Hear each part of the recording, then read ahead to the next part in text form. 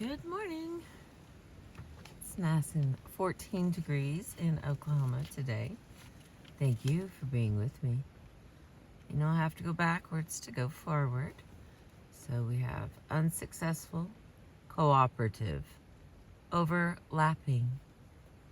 This is how we speak and we interrupt and kind of catch part sentences and kind of know what each other's saying.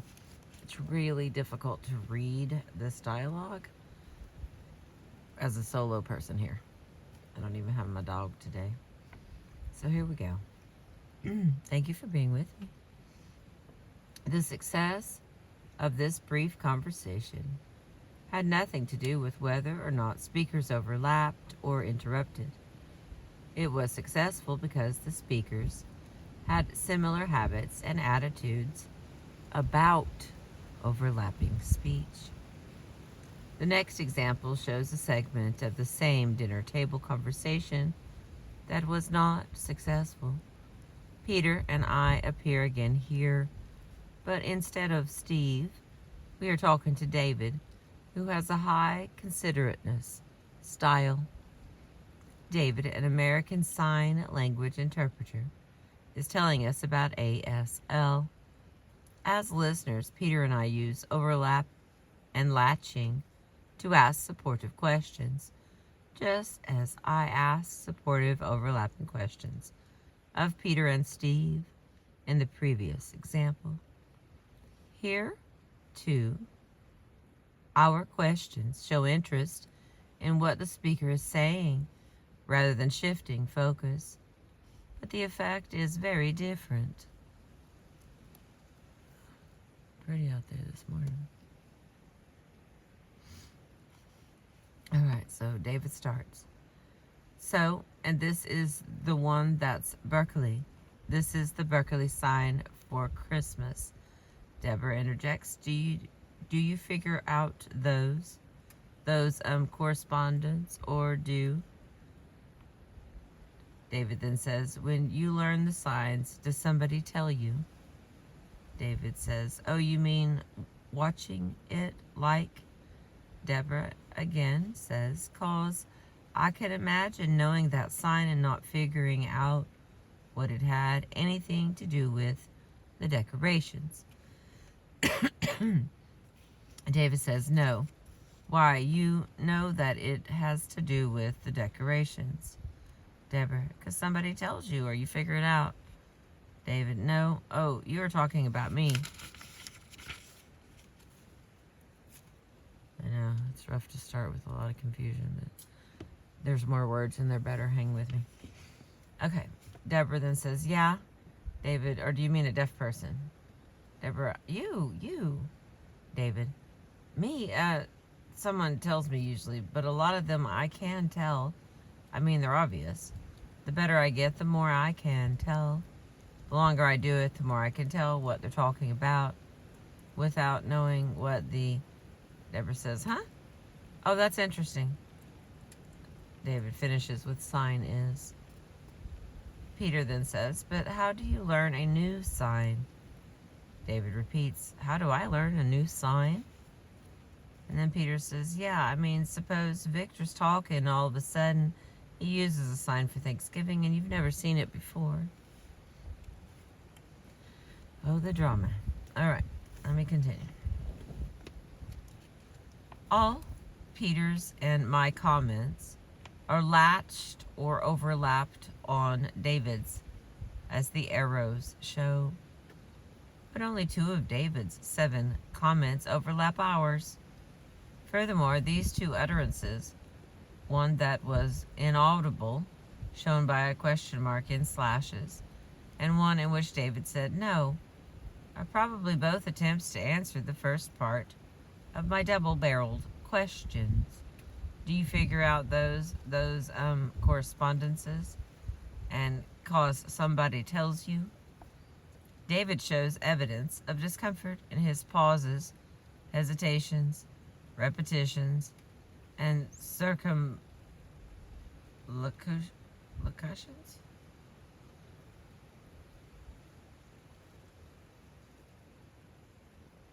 Wow.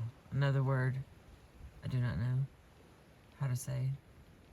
Okay, the first part is circum, and then the second part is L-O-C, and then a U, T-I-O-N-S, circumlocutions? I don't know. It's probably not that important.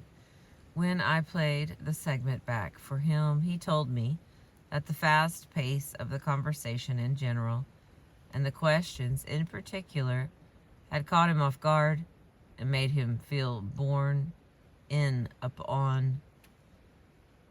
Oh wow, don't know that phrasing either.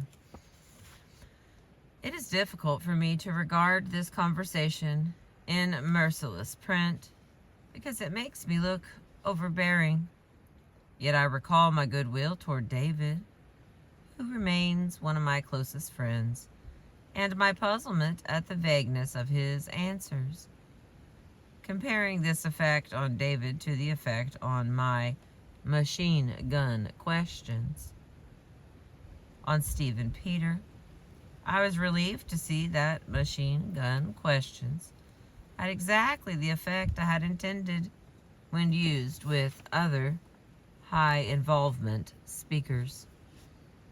They were taken as a show of interest and rapport. They encouraged and reinforced the speaker. But when such questions were used with high considerateness speakers, they created disruptions and interruptions. It was not the overlapping or fast pacing that created the interruption and discomfort, but the style difference.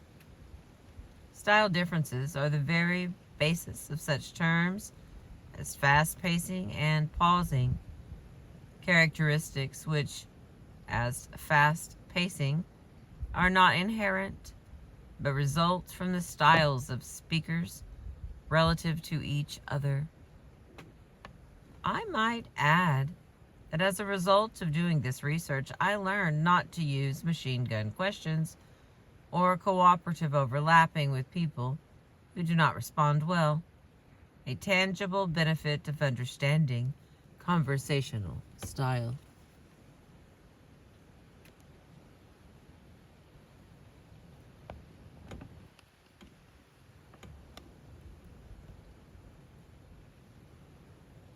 That's crooked. Oh no. Don't do that to me, friend. Like I said, metal doesn't like being cold. My little spider holder here is cold. All right, on to the next. But I'm gonna have to start the car back up. Whew. Make some stuff get hot. All right.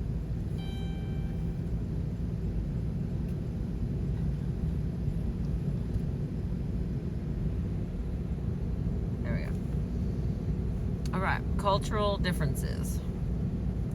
In my study of dinner table conversations, the three high involvement speakers were New York City natives of Jewish background. Of the three high considerateness speakers, two were Catholics from Southern California, and one was from London, England.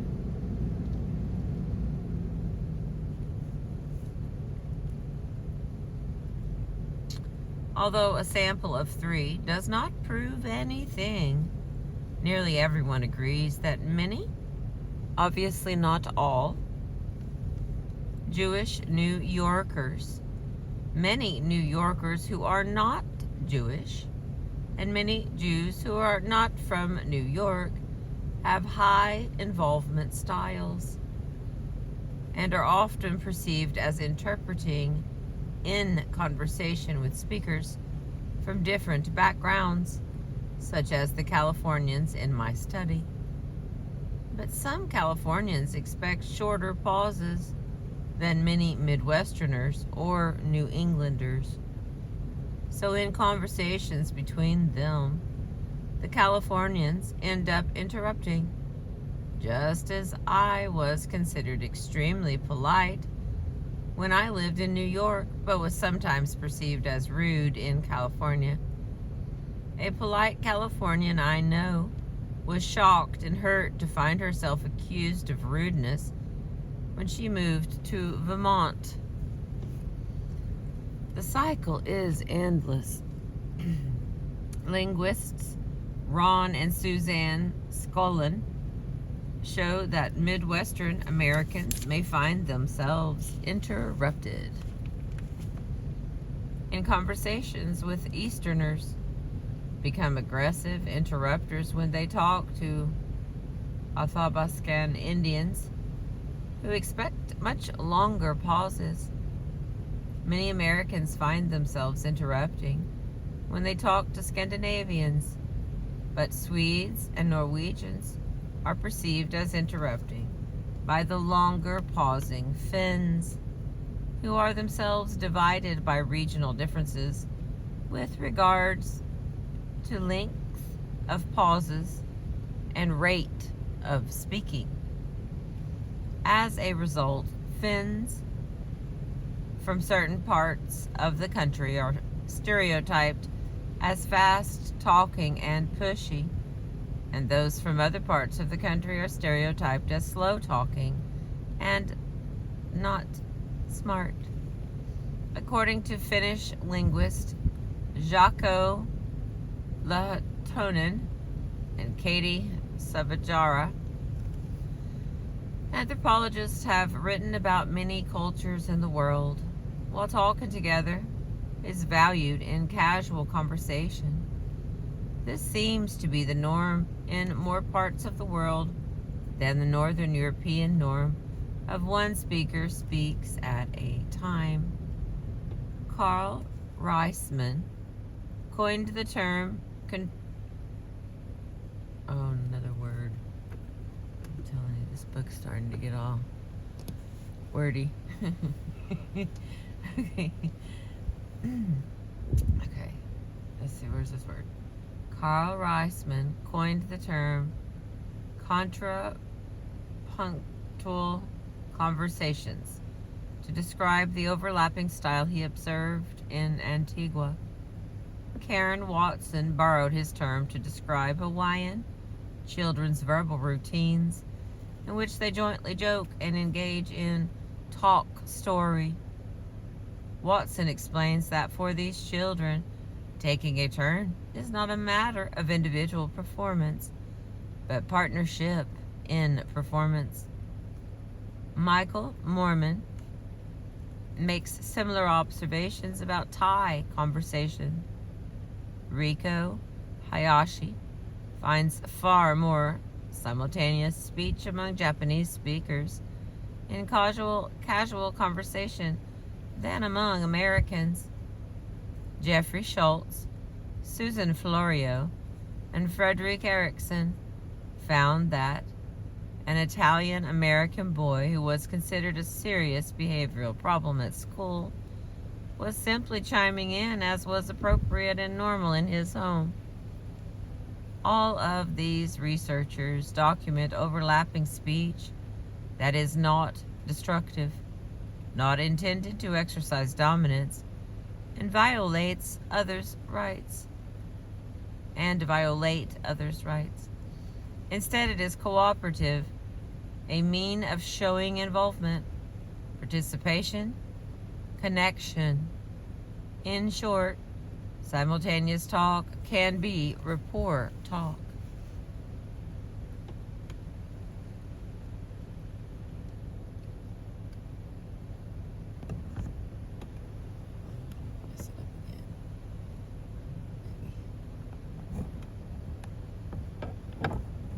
It's so sad. My little legs are frozen. Like they don't even want to. Like, lady, we are not friends today.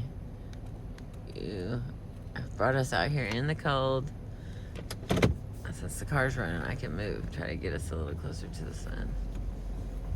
Stay with me. Ooh, there's a mist out there. Oh, it's pretty. It is pretty. And from where I'm at, the water looks blue. And you know my favorite game, pretending I'm at the ocean. Okay, So we continue. Anthropologists have written about many cultures in the world where talking together is valued in casual conversation. Oh, wait a minute. Did I read all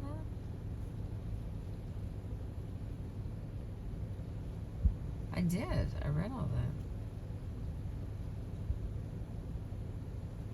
that. Okay, well, I'm not going to read that a second time because it has that word in it. Contra punt tool. There's no C, there's no K, so. Oh. It is beautiful. Give me just a second to appreciate my location. Oh, that's so fun.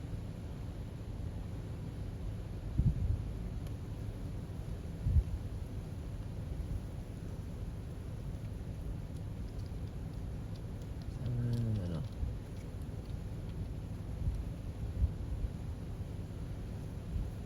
That is not. It went back out. Let's try that again. There we go. See, that's what it looks like. And then it disappears about part way.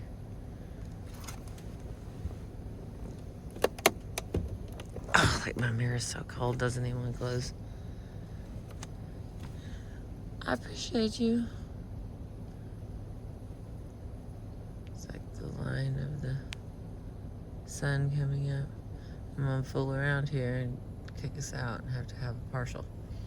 I'll quit. Nope, can't see. Alright, here we go. Me and that mouse in my pocket. Women as cooperative overlappers. This next little category. Excuse me, Lord. Paradoxically, in light of the men interrupt women research, and most important for our discussion here, another group that has been found to favor conversations in which more than one person speaks at a time is women. Folklorist Susan Kalchik was one of the first to observe women's use of overlapping talk by taping a women's group.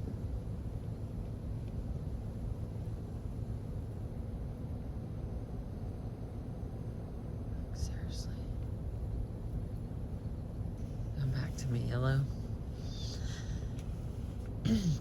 In reviewing studies that compared all male and all female interaction, linguists Deborah James and Janice Drakic found that of those reporting differences, the great majority observed more interruptive talk among the females. Linguist Carol Edelsky inadvertently uncovered women's preference for overlapping talk when she set out to determine who talked more at a series of facility committee meetings. She found that men talked more than women if one person was speaking while the others listened silently, but women talked as much as men during periods when more than one voice was heard at the same time. In other words, women were less likely to participate when the situation felt more like report talk, and more likely to do so when it felt like rapport talk. Cooperative overlapping framed parts of the meeting as rapport talk.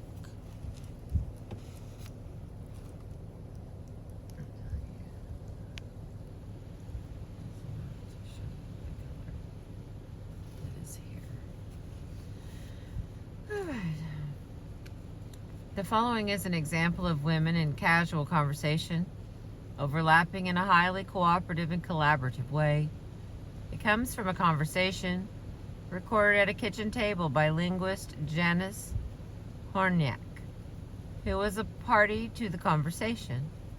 Jan and her mother Peg, who are from a southern state, were visiting relatives in the north, where Jan got to see snow for the first time. Peg and Marge, who are sisters-in-law, reminisce, for Jan's benefit, about the trials of raising small children in a part of the country where it snows. Jan's mother raised her older children in the north but moved to the south before Jan was born. Alright, here's some more dialogue, friends. Peg. The part I didn't like was putting everybody's snow pants and boots, and Marge says, oh yeah, that was the worst part. And Peg says, and scarves. Marge then says, and get them all bundled up in boots and everything, and they're out for half an hour, and then they come in and they're all covered with snow, and they get that schluck all over. Peg interrupts, all that wet stuff, and Jan continues, that's why adults don't like snow, huh? Marge, that's right. Peg, throw all the stuff in the dryer, and then they'd come in and sit for half an hour.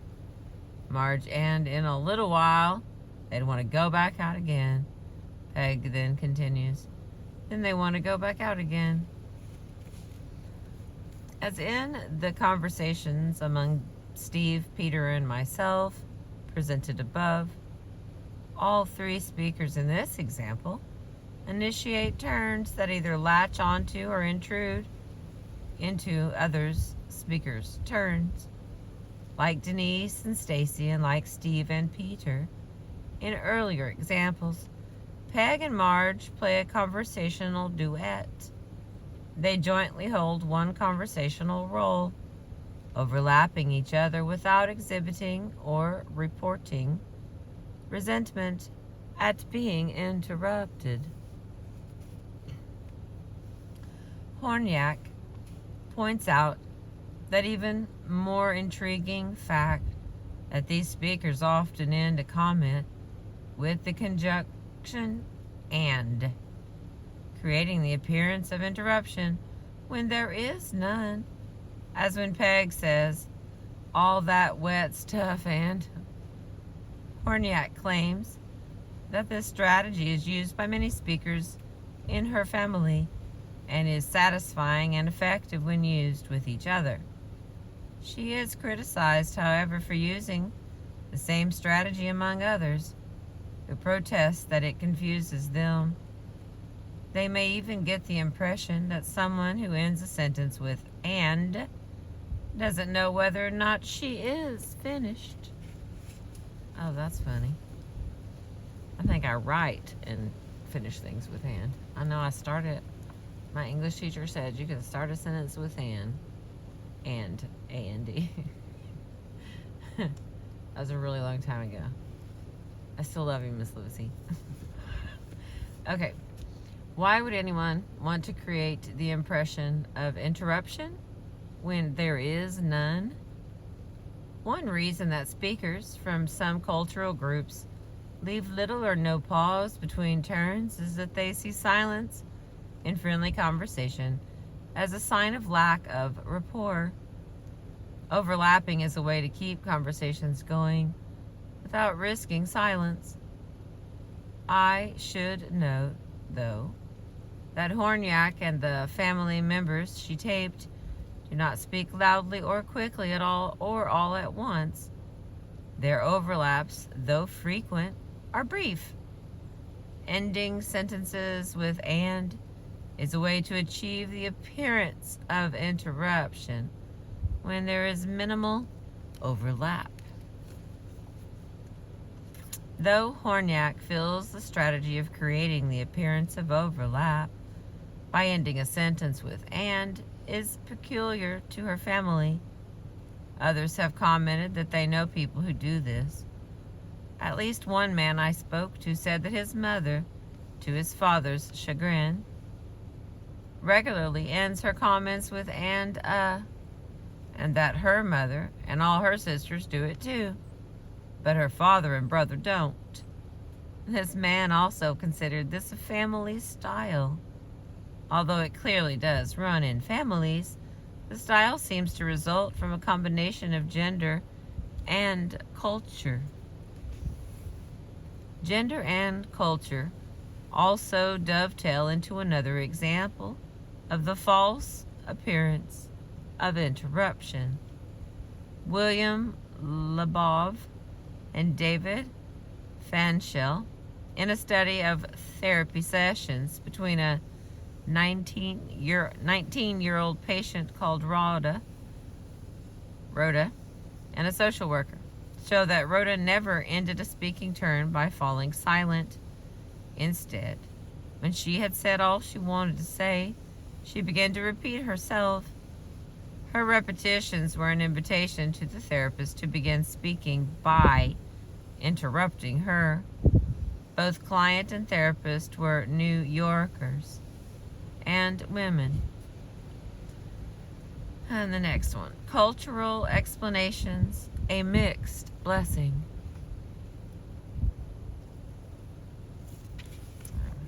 There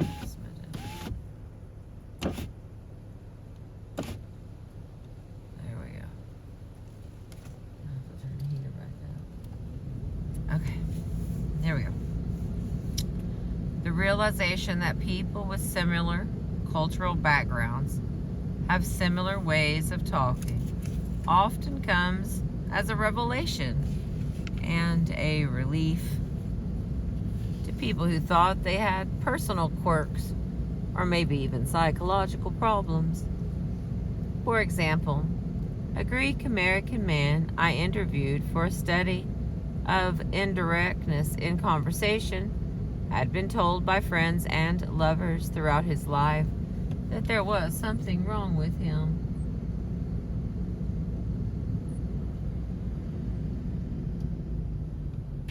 Because he always beat around the bush instead of coming out and saying what was on his mind.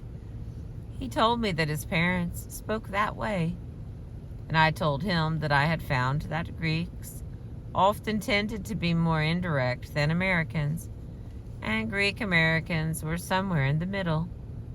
This man was enormously relieved, saying that my explanation rang a bell.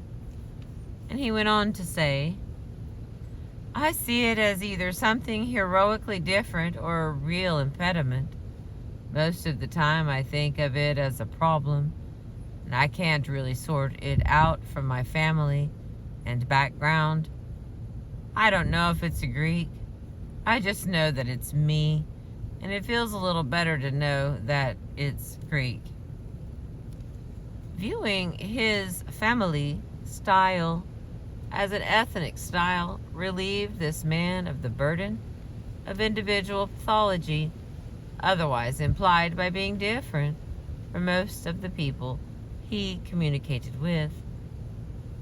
But the tendency of people from similar cultural backgrounds to have habitual ways of speaking that are similar to each other's and different from those of people from other cultural backgrounds has had unfortunate, even tragic, consequences. And people who are identified as culturally different have different conversational styles. Their ways of speaking become the basis for negative stereotyping. As I mentioned earlier, anti-Semitism classically attributes loudness, aggressiveness, and pushiness to Jewish people, making a leap from ways of speaking to character. For example, in a letter to Henry Miller, Lawrence Durrell described a Jewish fellow writer. He is undependable, erratic, has bad judgment, loud-mouthed, pushy, vulgar, thoroughly Jewish. The perception that Jews or New Yorkers, the categories are often fused in many people's minds, are loud and pushy simply blames the minority group for the effect of their style in interaction with others who use a different style. Anthropologist Thomas Kochman shows that a parallel style difference underlies the stereotyping of community. Blacks as inconsiderate, overbearing, and loud. When members of one group have the power to persecute members of the other, the result of such misjudgments are truly tragic. If cultural differences are likely to cause misjudgment in personal settings, they are certain to do so in international ones. I would wager that the much publicized and between Nancy Reagan and Raisa Gorbachev resulted from cultural differences in conversational style. According to Nancy Reagan, from the moment we met, she talked and talked and talked, so much that I could barely get a word in edgewise or otherwise. I suspect that if anyone asked Raisa Gorbachev, she would say she'd been wondering why her American counterpart never said anything and made her do all the conversational work.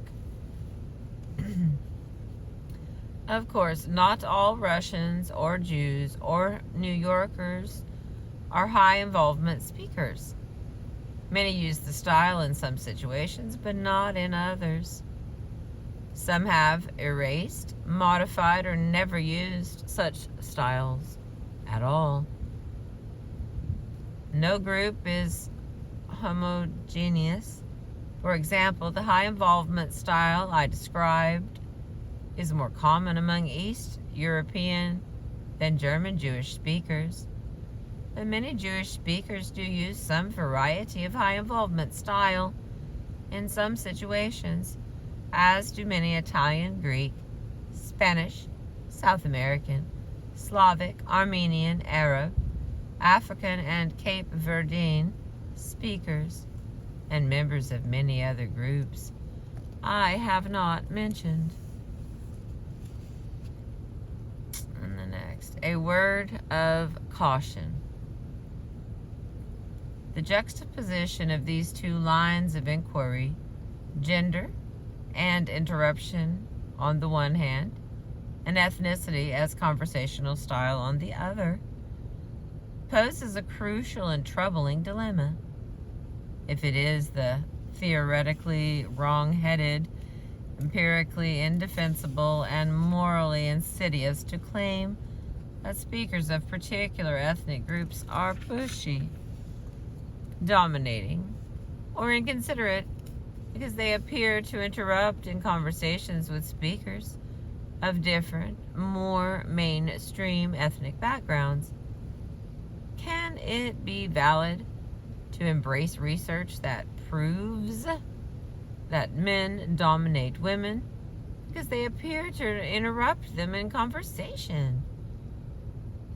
If the researchers who have found men interrupting women in conversation were to analyze my audio tapes of conversations among New York Jewish and California Christian speakers, they would no doubt conclude that the New Yorkers interrupted and dominated the impression of the Californians present. Hang on, I gotta get a drink. 33 minutes in, simplest.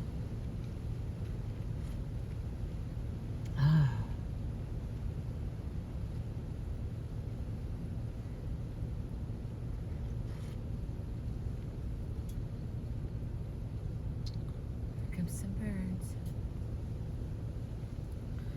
All right. And we continue. This was not, however, the intention of the New Yorkers, and crucially, not the result of their behavior alone. Rather, the pattern of apparent interruption resulted from the difference in styles. In short, such research would do little more than apply the ethnocentric, Rather, the pattern of apparent interruption resulted from the difference in styles. In short, such research would do little more than apply the ethnocentric standards of the majority group to the culturally different behavior of the minority group. In a parallel way, claims that men dominate women because they interrupt them in conversation accept the assumption that conversation is an enterprise in which only one voice should be heard at a time. This erroneous assumption has significant negative consequences for women. Many women, when they talk among themselves in situations that are casual, friendly, and focused on rapport, use cooperative overlapping. Listeners talk along with speakers to show participation and support. It is this practice, when overheard, that has led men to stereotype women as noisily clucking hens. And women who enjoy such conversations, when they have them, may later feel embarrassed and guilty because they accept the one speaker at a time ethic that is more appropriate to men's public speaking, conversational style, or report talk than it is to women's private speaking style, which emphasizes rapport talk.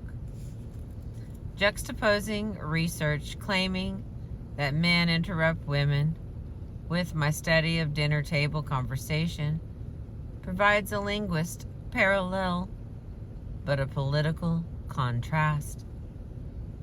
Jews are a minority in the United States, as are blacks and members of the other groups that I mentioned as having high involvement styles.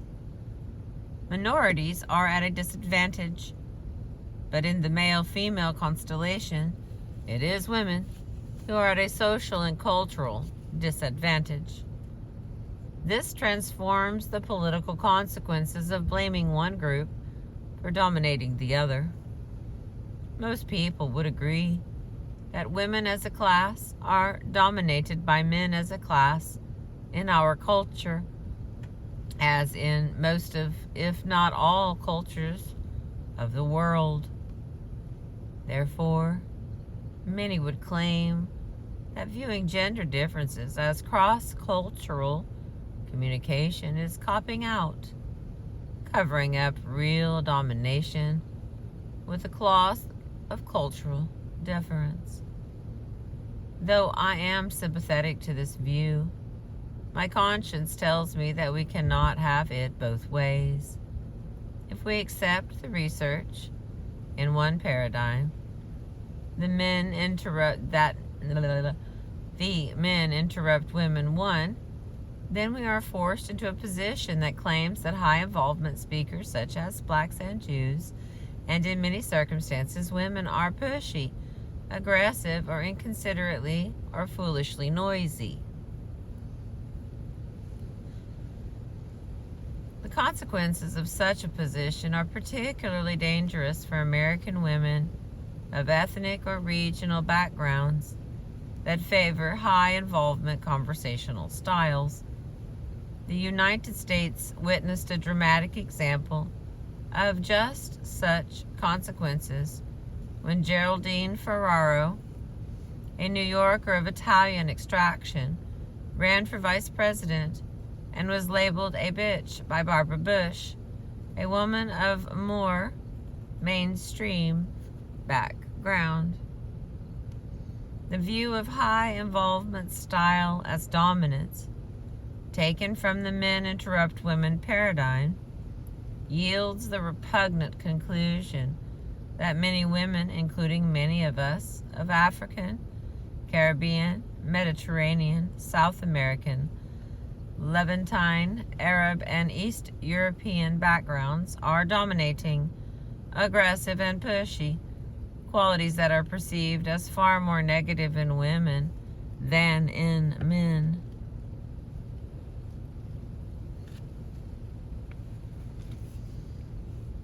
As a woman who has personally experienced the difficulty many women report in making themselves heard in some interactions with men, especially public situations, I am tempted to embrace the studies that men interrupt women It would allow me to explain my experience in a way that blames others. As a high involvement style speaker, however, I am offended by the labeling of a feature of my conversational style as loathsome, based on the standards of those who do not share or understand it. As a Jewish woman raised in New York who is not only offended, but frightened by the negative stereotyping of New Yorkers and women and Jews, I recoil when scholarly research serves to support the stereotyping of a group of speakers as possessing negative intentions and character. As a linguist and researcher, I know that the workings of conversation are more complex than that. As a human being, I want to understand what is going on.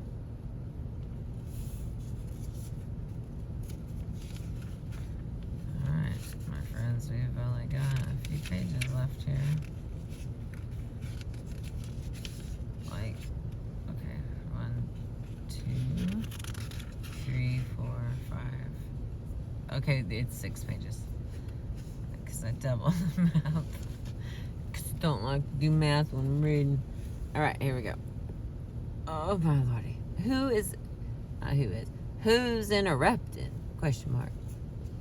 The key to understanding what is going on, at least in part, is the distinction between report talk and rapport talk. The characteristic way that most women use language to create a community, and many men use it to manage contest. As a result, though, both women and men complain of being interrupted by each other. The behaviors they are complaining about are different. In many of the comments I heard from people I interviewed, men felt interrupted by women who overlapped with words of agreement and support and anticipation of how their sentences and thoughts would end. If a woman supported a man's story by elaborating on a point different from the one he had intended, he felt his right to tell his own story was being violated. He interpreted the intrusion as a struggle for control of the conversation. For example, a man was telling about some volunteer work he had done as a cashier at a charity flea market. At the end of the day, there had been a shortfall in his cash register, which he had to make up for from his own pocket. A woman listening to him kept overlapping his story with comments and expressions of sympathy, elaborating on how unfair it was for him to have to pay when he had been volunteering his time. As a matter of fact, the man had not been telling his experience in order to emphasize the injustice of it. He felt interrupted and manipulated by the woman, whom he saw as trying to take over his story. Her offense was an excess, in his view, of rapport talk. This brings me back to my father, and why he might take particular relish in telling the joke about the man who didn't talk to his wife because he didn't want to interrupt her.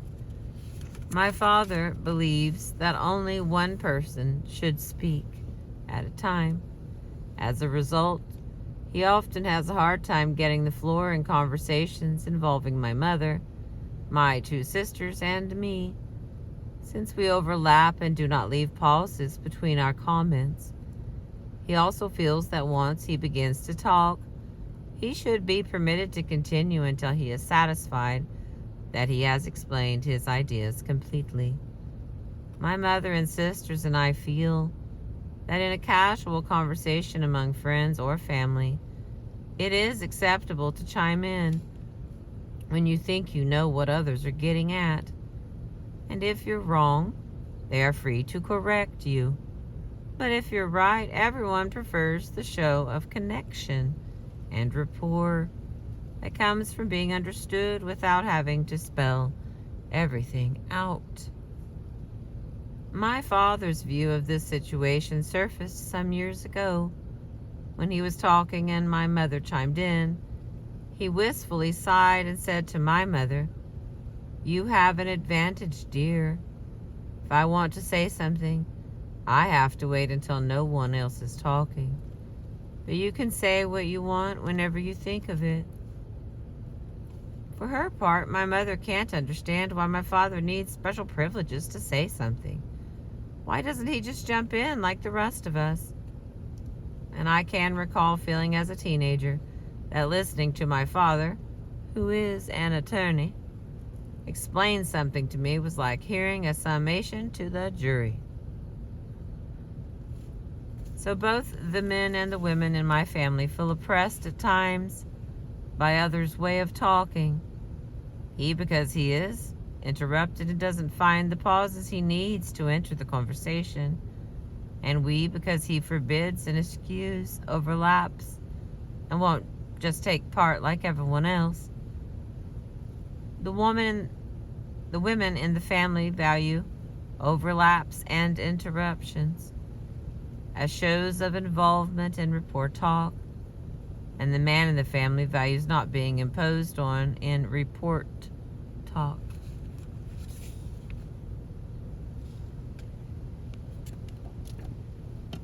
Oh, I'm back. Oh, there we go. Oh, there we go. Oh, that's pretty. Okay.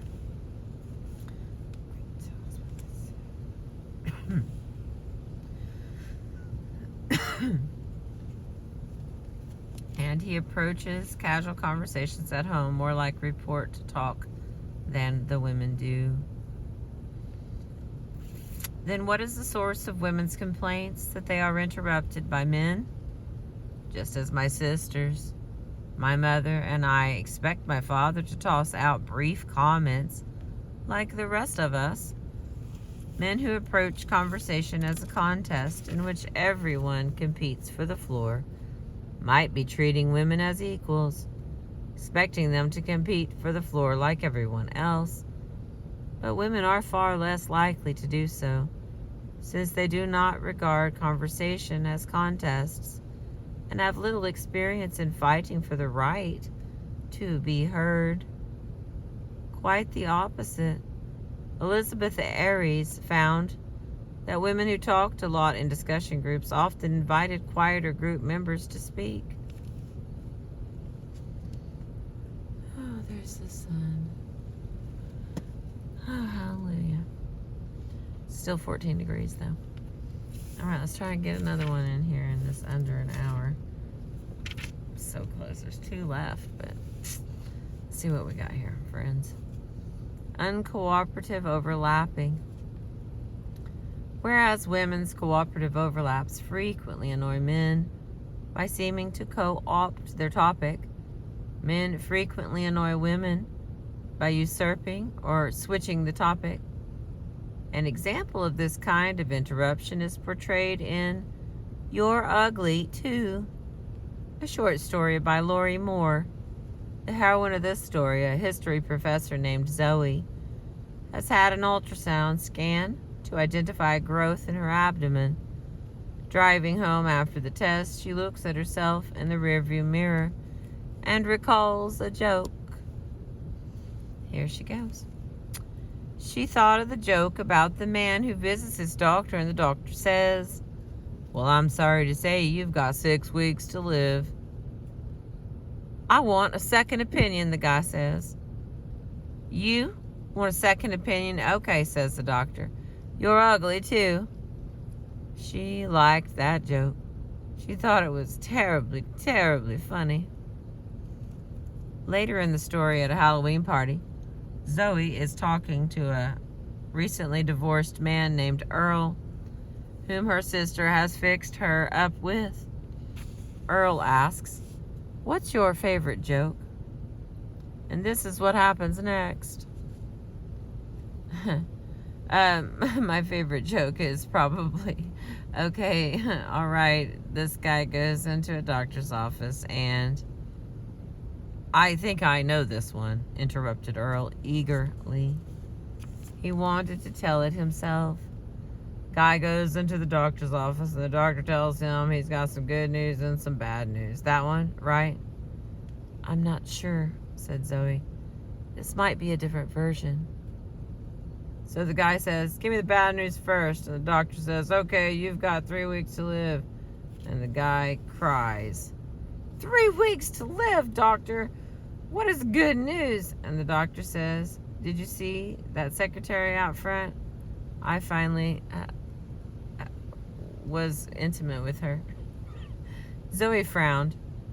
That's not the one you were thinking of. No. There was accusation in her voice. Mine was different. Oh, said Earl. He looked away and then back again. What kind of history do you teach?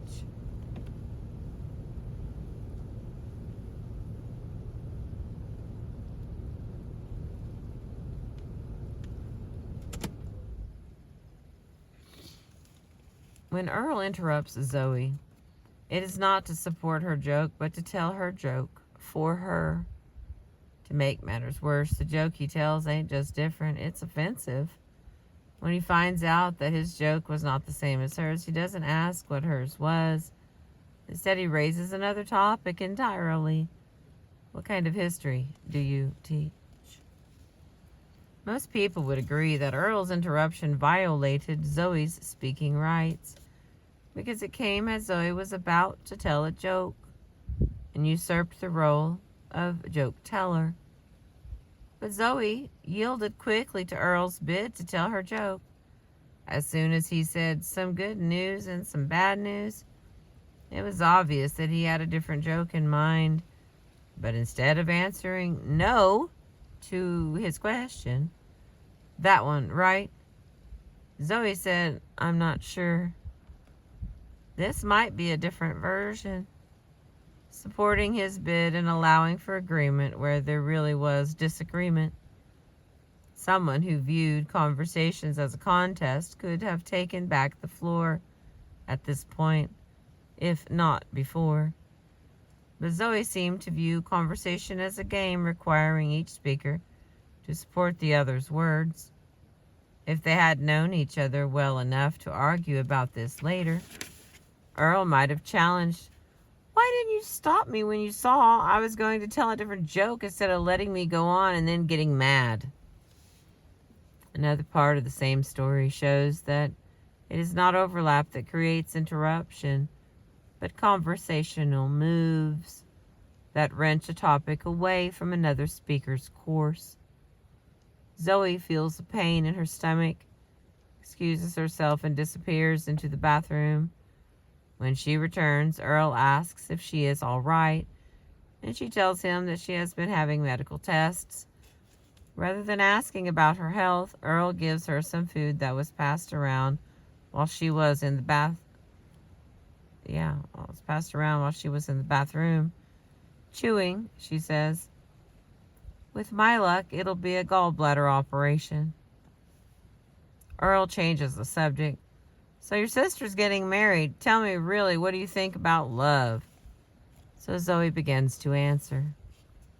All right, I'll tell you what I think about love. Here is a love story. This friend of mine. You've got something on your chin, said Earl, and he reached over to touch it.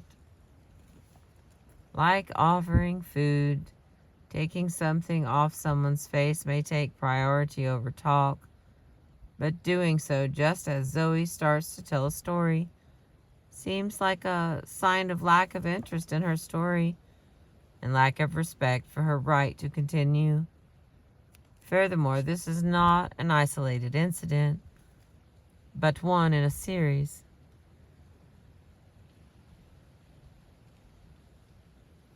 Earl did not follow up Zoe's revelation about her health with questions or support, didn't offer advice, and didn't match her revelation with a mutual one about himself. Instead, he shifted the conversation to another topic, love, which he might have felt was more appropriate than a gallbladder operation for initiating a romantic involvement. For the same reason, Taking something off of her chin may have been too good an opportunity for touching her face to pass up. Indeed, many of his moves seemed to be attempts to steer the conversation in the direction of flirting. And the last one for this chapter. Who's driving? Question mark. Interruption, then, has little to do with beginning to make verbal sounds while someone else is speaking, though it does have to do with issues of dominance, control, and showing interest and caring. Women and men feel interrupted by each other because of the differences in what they are trying to accomplish with talk. Men who approach conversations as a contest are likely to expend effort not to support the other's talk, but to lead the conversation in another direction. Perhaps one in which they can take center stage by telling a story or a joke or displaying knowledge. But in doing so, they expect their conversational partners to mount resistance. Women who yield to these efforts do so not because they are weak or insecure or deferential, but because they have little experience in deflecting attempts to grab the conversational wheel. They see steering the conversation in a different direction, not as a move in a game, but as a violation of the rules of the game. Being blamed for interrupting when you know you didn't mean to is as frustrating as feeling interrupted. Nothing is more disappointing in a close relationship than being accused of bad intentions when you know your intentions were good, especially by someone you love who should understand you, if anyone does. Women's effusion of support can be irritating to men who would rather meet with verbal sparring, and a left jab meant in the spirit of sparring can become a knockout if your opponent's fists are not raised to fight. Alright, that's the end of chapter 7. The next one's going to be Damned If You Do. And here's a little peek of the book I'm reading now, in case you forgot. You just don't understand. Let me get out a little further there. Alright. And we are like really close to done with this book. There's 10 chapters. We're on 8, 217 to 280. No, 299. So we're pretty close to being able to replay these videos and listen to them more than once. That's what's happening in my house. It's a lot of information in some of these. So I appreciate you. We made it out in our 14-degree morning. Y'all stay safe.